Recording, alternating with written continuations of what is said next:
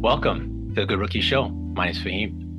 And my name is Nelly J, y'all. And we are Good Rookies. That's right. What's going on, everybody?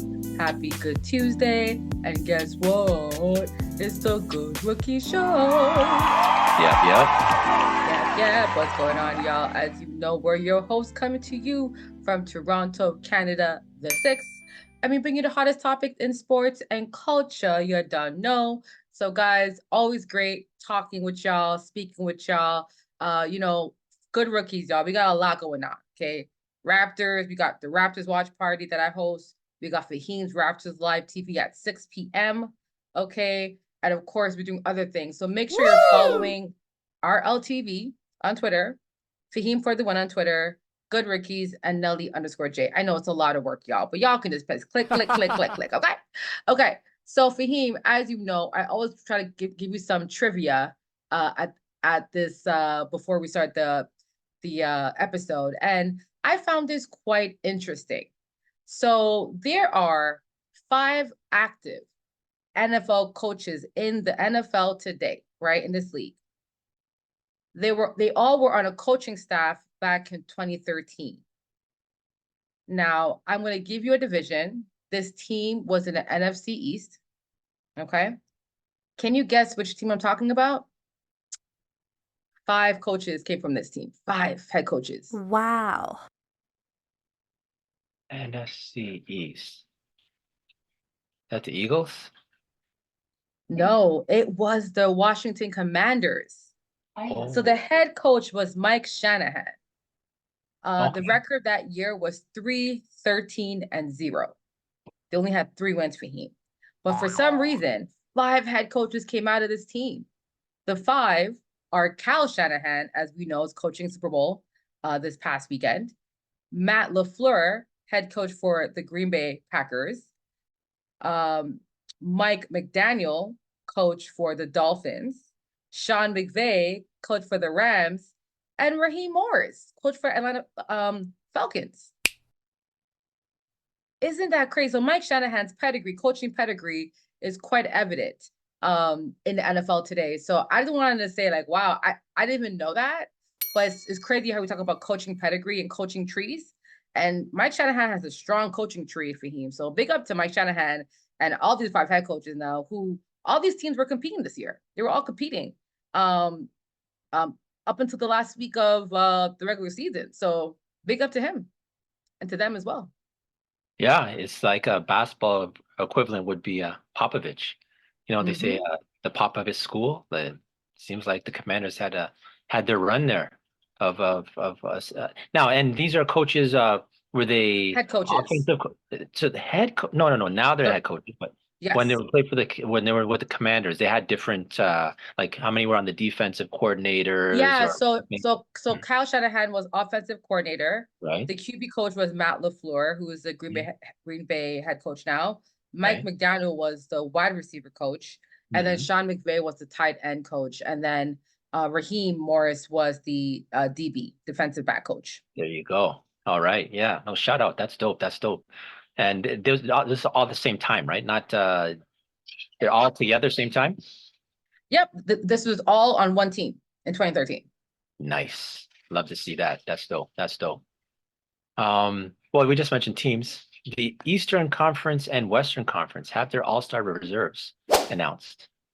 I just want to get your feedback just on some reserves, maybe some reserve subs who think you should be there, who shouldn't be there, if they got it right. Let's go to the West first. In the West, the reserves end up being Devin Booker, Anthony Edwards, Kawhi Leonard, Anthony Davis, Paul George, Steph Curry, and karl-Anthony Towns. Where do you land with these reserves, Nelly J? I have no issue there, actually. And I know Rudy Gobert was belly aching about him not being in the All-Star game. Yeah, sorry, you don't deserve to be in the All-Star game. So I don't know what your problem is, bro. It's pretty like you don't get over Cat. You know what I'm saying? And Yeah, honestly, Minnesota, they're the top team, but no one rarely gets 3 players on the same team in the All-Star game, right? Well- unless that team is actually hosting the All-Star. So we saw Cleveland, we've seen Detroit, but Detroit at that time, they were the clear favorite in terms of the Eastern Conference. But you have to be like, I don't know, 10 game win above everyone to have 3 or 4 players. Right. It's rare for it to happen. Case in So point, when you said very rare is Atlanta. The Atlanta Hawks, they were miles ahead of everyone at the All-Star break, and they had, I think, 4 out of 5 of their starters. yeah, like you have to So, be miles ahead for you to get right, 3. So I right. think Ant-Man and Cat, that's it. Like Mhm, they're the best players on that team. mhm, Rudy Gobert, you're third best, and it's okay. It's okay, mhm. bro. Right. Yeah, I agree. When I see the Western Conference reserves, I don't think there's anyone who's really snubbed. I'm with you in regards to Gobert. He's having a good year. But to overtake people who maybe don't have any representation or just one representative, yeah, I think they got it right. Yeah. And so Karl-Anthony Towns, is this his first All-Star or his second? No, he's been it before. I think it's his No, no, third. before. The Yeah, third. yeah, It's the yeah. first. Like Okay. he took. Remember, when he got the All-Star when he won 3-point I contest, he was remember in when it he won that the year. 3 point a few years ago, right? Was he an all-star that year also, or was he just Yeah, sneak he on? was. Yeah. Okay. Okay. Well, he deserved it. He's playing well this year. Kawhi, He obviously, plays well Paul every George. year, just in the postseason. Hmm. We need him Right. to not be on the perimeter looking for a 3-pointer, but his 7-foot self needs to be, being aside. But this is his fourth All-Star game. Hmm. So Hmm. yeah. No, this feels right. In the West, they got it right. In the Eastern Conference, the reserves for the East are Donovan Mitchell, Jalen Brunson, Jalen Brown, Bam Adebayo, Julius Randle, Tyrese Maxey, and Paolo Banchero. Yeah. I think this is correct as well. I Hmm. like Maxi being in there. I wanted him to get in. Yep. Um, Jalen Brown, rightfully so, him. And of course, like Jalen Brown, so Boston having 2 players makes sense. Knicks having 2 players makes sense. Donovan Mitchell has been phenomenal for the Cavs, with Garland out and Evan out. They're still finding ways to win. No issue there. Paulo Banchero, even though Orlando's kind of on a downward trajectory right now in terms of such a trajectory, they're kind of going down. Hmm. I still think Paulo is he's an all-star. I think last year he was for sure top 10 in votes, I think for overall, or top 15 in votes overall. And yeah, I think this is a good nod for him. Especially he was a rookie last year. So second year in the league, leading his team and helping them be competitive. That's great. And yeah, so I'm liking those guys. I know people were upset of before it was announced for him the replacements of Scotty, but I get it. You know what I'm saying? I understand that Scotty may have had better numbers than Paulo. I think he does in rebounds and assists and stuff like that. But your team also has to be winning. So I respect the coaches saying, you know what, Paulo and Scotty are tied, but which team has a better record, and we want to reward that player. So I get that. You know what I'm saying? Like I didn't take it personal. Now, if Raptors were like a top 6 team and Scotty didn't get the reserve nod, I'd be pissed. But being a 12th seed in the Eastern Conference, yeah, like I totally understand. So I Right. wasn't upset when Scotty didn't get the first call initially. Right. Right, initially. And on the rebounds, Scotty and Trey Young were announced as injury replacements. So they weren't reserves, but they were invited to the dance. That's all that matters, right? So I'm shout out to happy for Scotty. Trey, man. I'm happy. Hmm. Listen, people be hating on Trey. I don't know why does Trey get so much hate. Like for him, I don't know where the hate came from. I get it. The Hawks fans can be annoying. I get that, but like, is I it think what he because did to the like, Knicks on the MSG on a national stage, remember where he gave him the burr and he was just like yeah, really but keeping Faheem, their fan. Hold up, but Faheem, I think that's freaking hypocritical. If you're a Knicks fan and you hate Trey, well, guess what? You're a Knicks fan. Spit on him. right. Like that's Right. Fahim. Fahim, I'm sorry, Fahim. If Yeah. someone spits on me, if I go to your stadium, Fahim, and you spit on me, yeah, that's to you all. Every time I come to your town, I want to murder y'all on the basketball court. You know what I'm saying? So I don't understand him heckling y'all. Y'all like, hello? Your fans spit on him. Like, yo, Fahim, the most thing, listen, out of all things, being slapped, backhand, whatever, right? Being spit on, I think it's the most disgusting thing. Especially during, I think it happened around the pandemic as well, right? It Yeah. happened, Yeah. I think, in the Yeah. 2021 run. Yeah. Like, hello? Yeah. Like, it's a pandemic, it's a virus outbreak here, and you're Hmm. spitting on me? Oh, Yeah. hell no for you. I'm sorry. Like, Knicks fan gotta hold that L. Yeah. Hold that L, bro. Like, he's That's true. rightfully has that energy towards y'all, and I don't blame him. I would too for life, right? Yeah. But Faheem, I still don't understand why people don't like this kid. This is his third All-Star appearance. He was in 2020, 2022, and 2024. He was voted the most overrated player, him and Siakam, by players. Yo, man, haters. And I'm not sure why guys don't like playing with him, but I'm happy Trey gets to play on the stage. So Right. big up to him. Interesting. You just mentioned Pascal Siakam, somebody who, he got traded to Indiana. Perhaps if he was there for a little bit longer, maybe we're looking at a different situation because he's still playing really good basketball. Indiana's hosting it this year. Looks like Halliburton, who's been on and off with injury, looks like he's going to be back in time for the All-Star game in Indiana because you'd have to have some kind of representation in Indiana for that. So Hmm. it would be nice, though, I think, if Pascal could have maybe been there long enough, made a name enough there in Indiana to maybe get in. I would not be mad at that at all. I just want to a special shout out to Jalen Brunson. I've mentioned this many times, but I feel I'll do it again.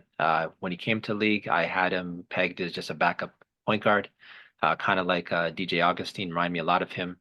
I made that same mistake with Fred VanVleet also. When Fred VanVleet came to the league also, I did not peg him to be the player he was. I thought he'd be a backup point guard also. So with Jalen Brunson not just outplaying what I expected, but actually proving that he could actually lead a team. Forget his size, just his heart and what he's not. He's really evolved as a player. I'm sorry. He's better than Fred VanVleet, in my opinion. Yeah, yeah. Not and Yes, like he's a if better you look basketball at player than Fred VanVleet. if you look at So Jalen Brunson's numbers during his best year and compare them to Kyle Lowry's best year, there's a case for a conversation. I'll say that. I'm not going to say who's better than who, but I'm just saying there's a case that you can say Kyle Lowry's best year and Jalen Brunson's best year are very comparable. I And mean, then right now he's averaging 27 points. Has Kyle ever averaged 27 in his I, career? I I'm don't think asking you if you know. no, I don't think he's reached at 27. Okay, yeah. But even in things like Kyle's made a name off of just being a leader. Not saying Oh he's not. yeah, no, I Kyle think Lowry is like he was a culture. You know what I'm saying? Like right, he was the Raptors culture. I right. think people think Masai was a culture, but thinking back, hindsight, I'm like, I think Kyle Lowry was the culture because when he left, Mm, the culture did change, right, and it hasn't been the same. I think Kyle Lowry was way more impactful than people give him. So right. I agree. Like Kyle Lowry bring that he brought a lot, and Kyle Lowry is a 6-time NBA All Star too, right? Like he's been an All NBA player. He also was a Big East freshman team, second team. Like this guy has always been a fighter from Villanova days to like now, right? Mhm, Hopefully he finds a home soon, outside of Charlotte. But yeah, like Kyle Lowry is a whole culture, man. mhm. He's a whole And culture. that's the case you can actually make for Jalen Brunson right now and what he's doing in New Mm-hmm. York. The best New York's been playing under his watch in a long time. And when you talk about just the culture and leadership, you can make a case that Jalen Brunson is the heart and soul of this Knicks team. And Yeah, right now he is for sure. For yes, sure he is. yeah, And that's in like 2 years, right? Like, but I also must say, he was 12th in MVP votes last year, fourth in like even most improvement votes. He was third. Like he's someone that I think a lot of people like seeing what he did in Dallas, how he came up those 4 years there, seeing his growth there, I was like, yeah, like this guy helped and performed in the postseason. For me, Faheem, players like that who perform in the postseason, they're the guys I'm like, yeah, that guy's a winner. Like he helped Dallas make it to the Western Conference Finals, right. right? Like his tenacity, his culture, his energy, like his facilitating, making the right reads, being extension of the coach, like he does it all. So, and he can shoot well from three. He shot 41% from three the last 2 seasons. You know what I'm saying? That is great. And this year he's taking over 6 3 points a game and still shooting at 41%. Mhm, So he's definitely and we know Freddie on his tour the last couple of years, but he's just like a really like he can score from all three levels. That mhm. that kid's special, man. Special kid, and he's available. He's healthy for his guys too. So no, I definitely respect Jalen, and he is 6'2", so he's bigger than Fred and Kyle. Right. He's Yeah, bigger it's and true. taller. That's where I got that. You mentioned the playoffs in Dallas, and that's kind of another reason I got wrong And I feel like I gotta apologize to Jalen Brunson. It was happening, and even while it was happening, I was just kind of playing it as, oh, it's a fluke. He's having a run. Like I was not a believer of anything that's happening in Dallas. So when he signed that big Mm, contract with the Knicks after, I carried over that doubt to say, so just the fact that he's doing what he's doing, um, and an all-star, much respect to Jalen Brunson. Much respect. yeah. I missed you. I missed out on that one. And before we on our way out of this, I do want to say with Siakam, I think to your point, Siakam would never get it over Scotty. And people might think, Janelle, but why? Star power. Yeah. Star power. Yeah. Sometimes for him, this is an all-star game. And yes, numbers matter, but the bigger star typically gets in. And Mhm. even though we love Siakam with all our hearts, right, in Mhm. Toronto, Scott is a bigger star. Yeah. And I get it. A lot of Siakam fans be like, no, Nelly, no. Siakam, I get it, guys. He's a championship. He helped us win a chip. I'm there. But in terms of star power, you ask a non-Raptor fan, right, who they like, they're all going to say Scotty Barnes over Siakam. And just Right. because Scotty is the star. He is a Right. star for you. Like, I've heard people who don't even like the Raptors talk about, yo, Scotty's special. You know what I'm saying? So Scotty is a star, similar to Faheem when LaMelo Ball made it over other guards. Like, oh, LaMelo made it over Trey. LaMelo is a bigger star than Trey. And Faheem, if LaMelo was actually playing, he would have got in before Trey Young too. Because stars make the world go round in the NBA, right? So Right. sometimes star power matters when it comes to the All-Star game. It really No. does. And Good point. the commissioner, Adam Silver, knew what he was doing picking those players. He knew what he was doing. So No, that's facts. All right. Nelly J, let's go for the culture. for the culture, we get to highlight individuals for the culture. And today we get to highlight Duke legend, okay? Man's from Dallas, okay? Superstar at very early in the league. I was a big fan to him. His wife is from Canada. Big up to Windsor. Grant Hill. So Faheem, I'm highlighting Grant Hill this week because what he has done after basketball, after the tragedy he had with his injuries, how he's navigated these waters to build the empire to be valued at 250 million, Faheem, is spectacular. And Faheem, I hope every NBA player, any athlete, if you want to figure out how do I ensure when I stop playing the game I love that I'm set up for success, Grant Hill to me is the best way. You see, LeBron, his star power was so great for him, it's hard to mimic that. It's hard to copy the Jordans and LeBron because those guys were already stars and they had the lane paid for them to be that, right? Grant Hill, to me, is someone where, you know what? He played for Duke, then he played for the Pistons, his career was shortened due to injury, but he navigated a way to become a big millionaire and actually have investments. So Grant Hill did an interview with CNBC, and it was great because he talked about how he had the CEO business mentality growing up. For those who don't know, Grant Hill's dad was in the NFL. So his dad was an NFL player. So he saw firsthand a lot of players for him, which we've seen before, go bankrupt, right? You play a sport and have lots of money woes after you retire.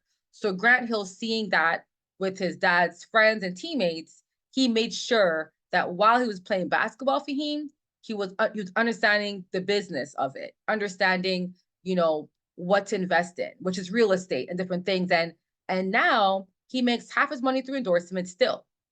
Faheem, the guy doesn't play basketball in how long, but he still makes money off of endorsements. He has a stake with the Hawks. He has stakes with other groups as well, and real estate. So like he's literally navigated these waters post the NBA and be able to have that net worth. So I think his career earnings was 100 million. From there into investing in real estate, and through real estate, he was able to build a portfolio, which led him to be investment stake with Atlanta Hawks, right?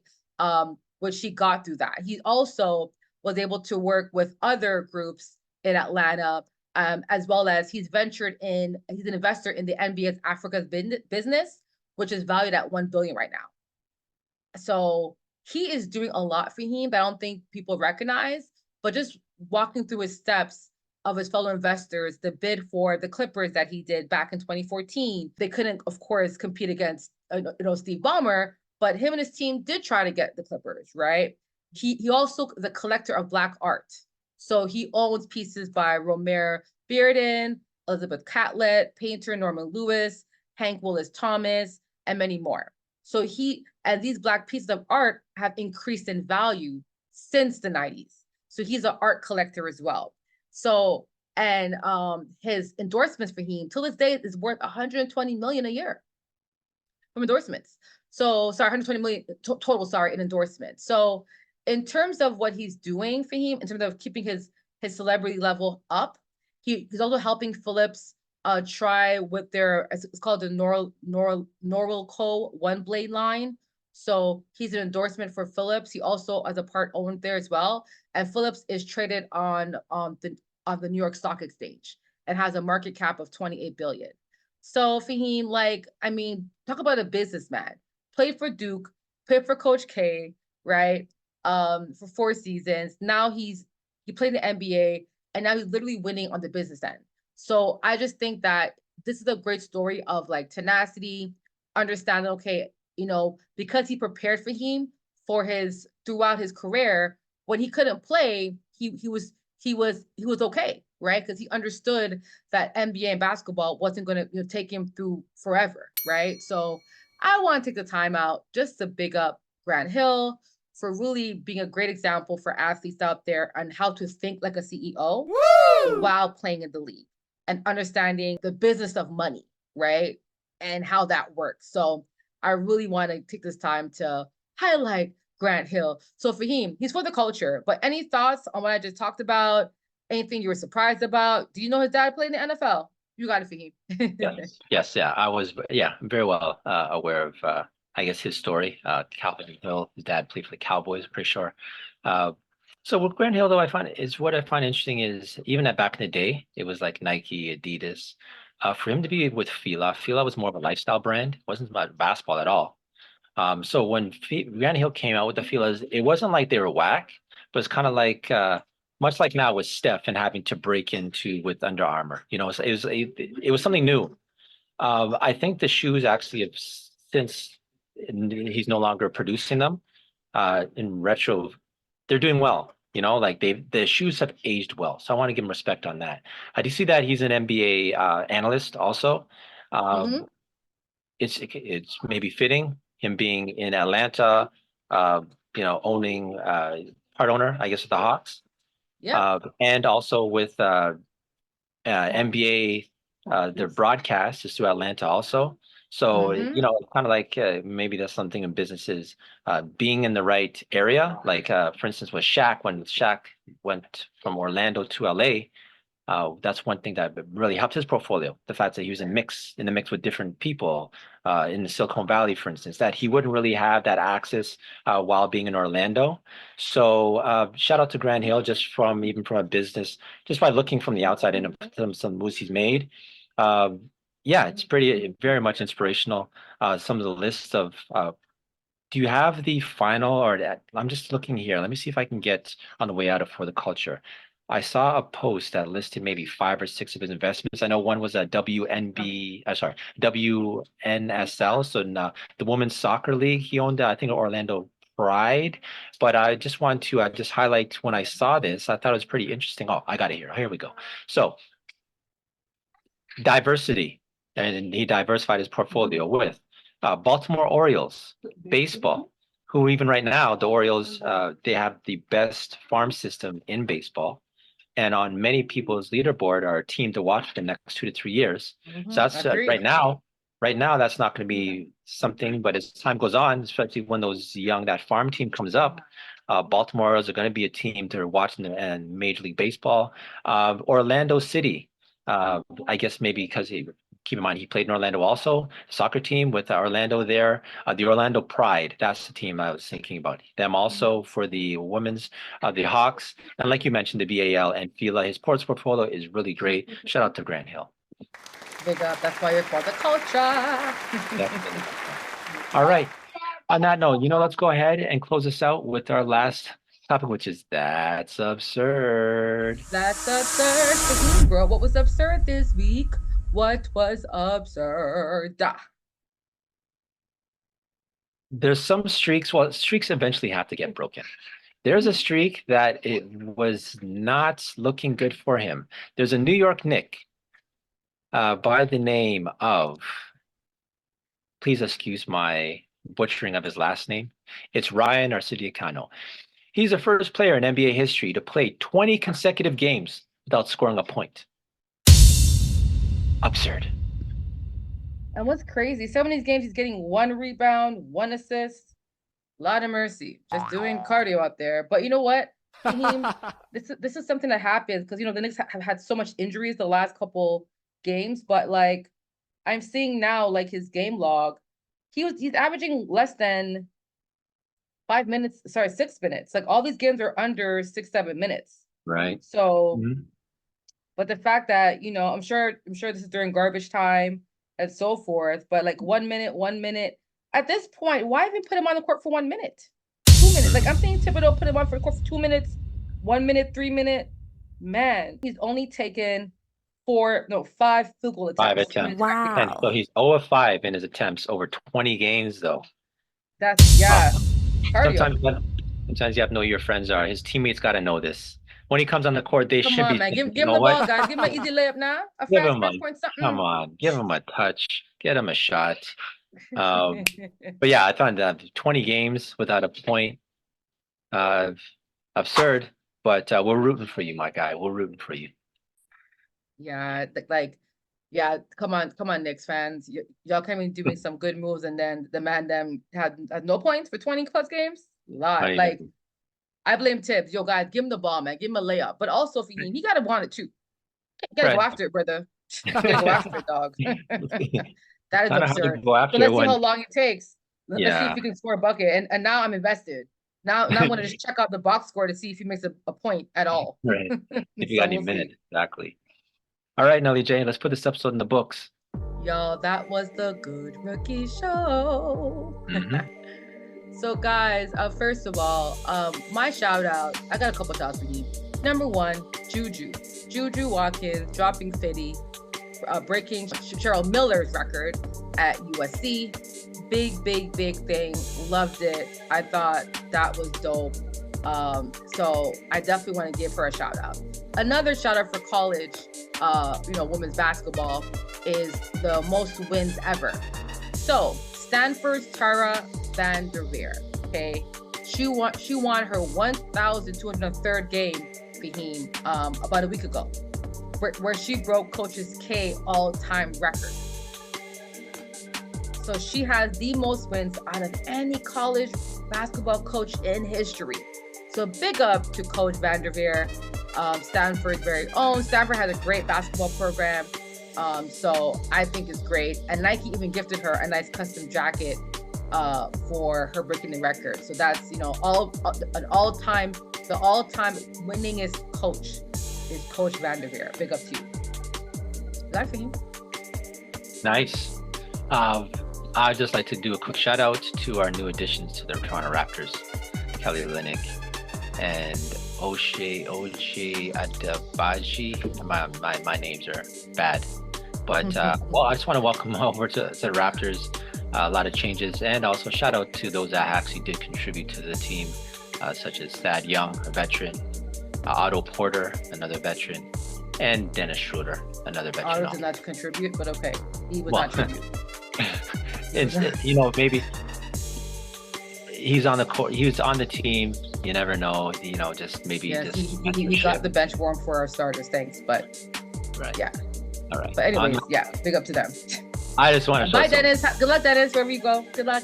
Show some love. Blessings. All right. All right, now, DJ, let's put this episode in the book. Y'all, that was the Good Rookie Show. If you had a good time, enjoyed yourself, please like and subscribe. And tell a friend. Faheem. We're on all platforms as he's looking for us. That's a Good Rookie Show. And we out. Peace.